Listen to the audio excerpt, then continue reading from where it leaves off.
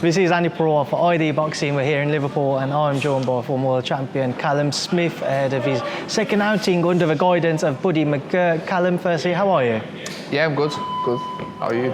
I'm good, mate. Obviously, it's good to catch up. I think the last time we actually spoke was just before your first fight together with Buddy in September. Let's just kind of walk back through that, a very brief outing, but what did you feel you was able to show for that limited time in the ring that you've been working on with Buddy? Yeah, obviously not. I wouldn't have liked the fight to go a bit longer to obviously show some of the improvements, which I definitely feel I did make in the camp under Buddy. I felt as soon as I went there, I knew it was the right move for me. I knew I was performing better in the gym. I was improving each day, and I was going to the gym with the intent to learn and improve. And I felt like I had to impress Buddy every day in the gym and prove that I was a good fighter. So it was a good camp for me.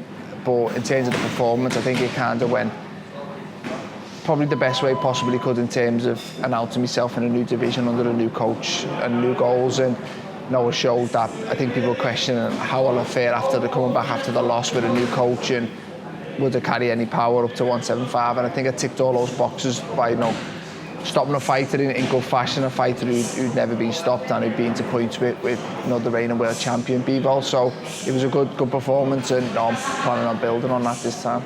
So with everything you've just said there, Callum, does that not build more pressure and expectancy to see maybe something similar come Saturday in Jeddah? Yeah, I don't know, because I think that when you turn over as a professional and you start putting a few good performances together, more eyes become on you, and every fight then you kind of aiming to impress. And the minute you have one below-par performance, you get, he's not as good as we think he thought he was, or he's a hype job. So there's pressure every time you step through them ropes, not just to win but to perform. If you plan on going to the very top, which I always did. And so I know that the position I'm in, I'm going to get criticised for any below-par performances, so there's always pressure to perform. And I believe at the highest level, the level what we're competing at, you have to perform to get your wins. You underperform at the highest level, you'll 9 times out of 10 you'll come unstuck. So there's pressure to perform, but it's always just to win and show some of the improvements I've made, but not try too hard to show what I've learned, and just be me when I'm in there. I've had a good camp. I feel like we've worked on certain things we feel will be beneficial come fight night, and I'm hoping they do pay off and I'll come away with the win. You're a very family-orientated person, Callum, and I know it might not be easy for you to be travelling to and from here and going over to LA to train with Buddy, but how do you find that experience? Is it maybe not as difficult as some might imagine, or is it just as difficult as what I'm maybe saying? Yeah, it's tough. I've always, I spent the best part of 3 years on GB as an amateur, and I struggled on there at times because, again, I was so used to being in a house with a big family and having them around me, to then having to go away, and you're not just going away on holiday, you're going away with tough training, so it's hard and stuff. And taking myself away to LA, I went on my own this time, so it is tough, but you've always just got to know why you're doing it, and you've always got to have the end goal in sight and know that it will pay off. You're doing it for a reason. I'm not doing it just for the sake of it. So it's tough, but I know it has to be done. I know, like I said, Buddy's the right coach for me, and I know going over there in a different environment, different gym, different setup does benefit me as a fighter, as well as bringing him over here and taking him back at home. I feel I get the best of both worlds. I get the out of my comfort zone, and I get the familiar surroundings of familiar faces back in Liverpool. So it's a good balance, and again, we've had a good camp this time, and I feel I'm in a good place come fight night. You mentioned there the end goal is the reason why you do it all. For yourself, that end goal is to try to become a two-weight world champion and further riches beyond that which could be presented to you. One step closer come Saturday night in Jeddah, as we say. WBC final eliminator against Bauderlique. What do you know about him? He's a good fighter. I said you might have to ask him to confirm, but I think I sparred him in probably 2010 on a GB camp, which I know we just spoke about. I think we went to France, and he was the French middleweight. I think I was a welterweight at the time on GB. I thought I was a very tall one, and I think I'd done some sparring with him, but when you see a face, I remember a face, and he got a bronze at the Rio Olympics. He's coming off a good win, stopping the Russian European champion in his last fight to win that title. So he's in good form. It's a big opportunity for him. I'd expect the best version of him. He's a good stand-up southpaw with good skills, good boxing brain. So it's a tough test, but I believe I can be the best in the world. I believe I can become a world champion. And if that is the case, then I should be Bauderlique and push on and earn mandatory status. So there's a lot at stake for both of us, but it's a fight that, I plan on winning and I plan on moving on to, hopefully challenge for the world title after it. What do you think you have to do to be successful next weekend? Anyway, I think boxing ability, I believe I'm the better fighter. I believe I'm the bigger puncher. I believe, I take the better shot. It's just all round, I believe I'm a better fighter. Obviously, stylistically, he's going to provide me with different problems than last time out, which is why tactically the camp's been a little bit different with the southpaw thing, which has been interesting. It mixes it up a little bit rather than just following on from the same camp. So it's been, it's freshened it up a little bit, and I've got to be prepared for whatever tactics he likes to use. He may want to come forward, he may go, I'll try and be awkward and go on, the defence and use them type of tactics. So I've got to just be prepared for whatever he brings, but I believe I beat him in every department. I've just got to show it come fight night. It is a game, provided you come through, you're looking at kind of that world scene. Artur Beterbiev, the WBC title is difficult proposition for anyone, but what have you made of him? What do you make of a potential fight with him?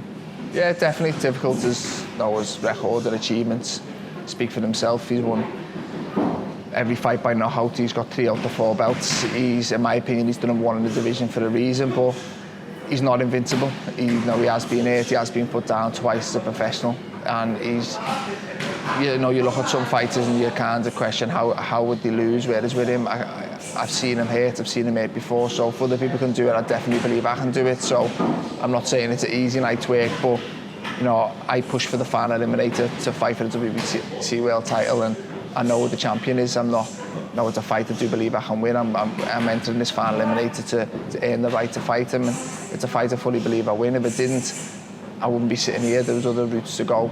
I chose this route because he's the man I want to fight, and he's the man I believe I can beat. Obviously, there's a lot of talk about Beterbiev-Yarde potentially sharing a ring in October. I haven't heard anything recently, but if that one goes ahead, what's your thoughts on it? And have the WBC said anything to you about if that goes ahead, you'll be in line to face a winner and what have you? No, but I've just got to focus on my route, and that's it become mandatory for the WBC world title. They can order that.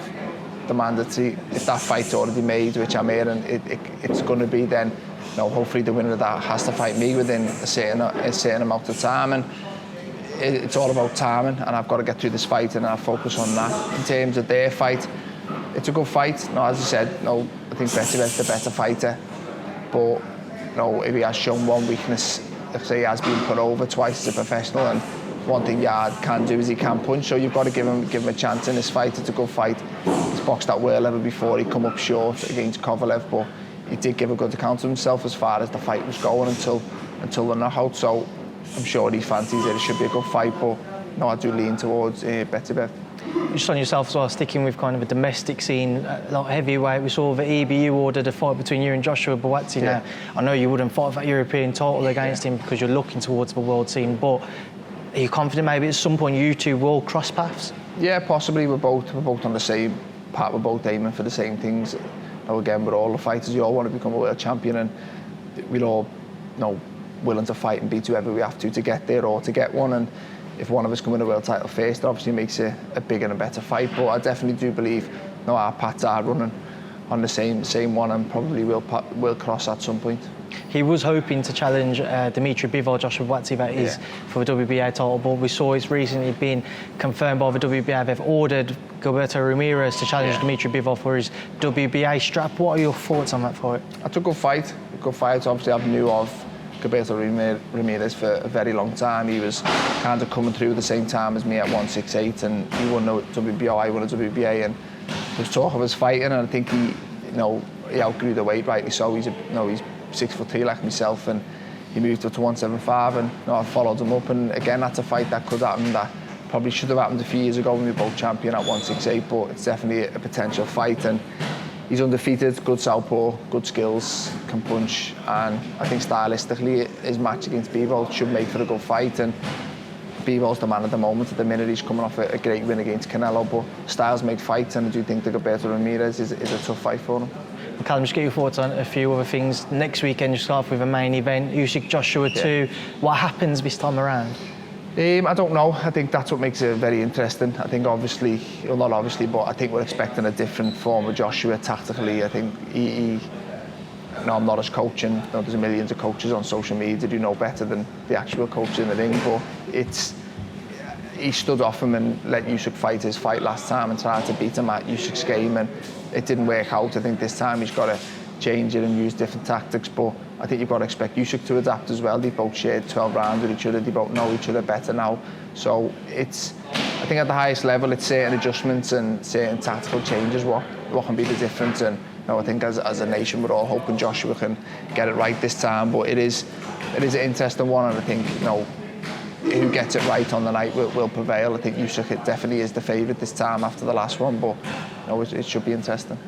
And obviously you got your brother Liam getting ready for his bout on September 3rd against, of all names, Smith-Mwakinyo. Now people will remember him from his upset victory against Sam Eggington a few years ago.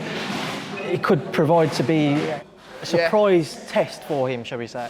Yeah, it could be. It was for Sam Eggington, so I think that the fact that it happened to Sam Eggington probably will keep Liam a little bit more switched on, knowing that he is dangerous at times, he is heavy-handed, and it's a massive opportunity for himself. And Liam's on a good run of form. He's had a few good performances, a couple of good wins back to back, and he's put himself in a good position. He doesn't want to lose it by slipping up in this fight, so there's a lot at stake for him, and we've seen time and time again with fights where cards have a fight to keep busy to then push on for the bigger one, and they come unstuck or underperform. So he's training well, as you see today. He's putting in a good work in the gym. He's improving as a fighter. I think he's enjoying fighting again. He's being kept active, which is massively important for fighters, and I'm hoping for another good performance and he can bounce on and roll into the next one. Just with Liam, obviously signing with Sky, there was a lot of talk about him potentially fighting Eubank Jr. I think that was what people expected to see happen. Now we've had Eubank Jr. Benn announced. What's your understanding on that situation? Yeah, as far as I'm concerned with Liam, I think obviously he got offers from Matchroom where he was at previously, and obviously with Boxer, and obviously the Eubank fight was one of the things that was mentioned, but I don't think it was ever mentioned for the next fight anyway. I think Liam was always going to fight and then potentially move into the Eubank fight. So whether that still stands after this, I'm not too sure, but I think the deal Liam's got set out as he fights, and then he goes into a big fight of whoever it may be. Obviously Eubank was one of the favourites for the names, but they still got to deliver for him after this fight, providing he comes through it. So I think he's in a good position, he knows what he's doing, and he's looking to push on to bigger and better things. What do you make of Eubank Jr. and Benn? It's interesting. I think we've seen social media, everyone wants to see it. It is a fight that has generated a lot of publicity, and I think that's what boxing's about these days at the moment. But you can look at it two ways. I think you can, people are calling it a super fight, whereas neither of them have won a world title between them. So Spence Crawford's a super fight, Eubank Jr. I think I've seen a few people saying if you take away the fathers' names, it's a middleweight fighting a welterweight. It shouldn't really be allowed, but they have got the fathers' names, and that's what is generating the publicity. So it's a good fight. It's one I will watch, one I'd be interested in. I just do think, depending on the weight and whether there's a rehydration clause, I'm not too sure. I do think Eubank's too big for him, but weight, getting him down lower may hurt him, and restricting what he goes up to may hurt him again. I'm not too sure what the rules are, but it should be interesting while it lasts, and I will tune in and we'll watch. Well, Callum, we'll leave it there now and I'll leave you to enjoy the rest of your day. Thank you for speaking to me in ID Boxing. Cheers, Callum.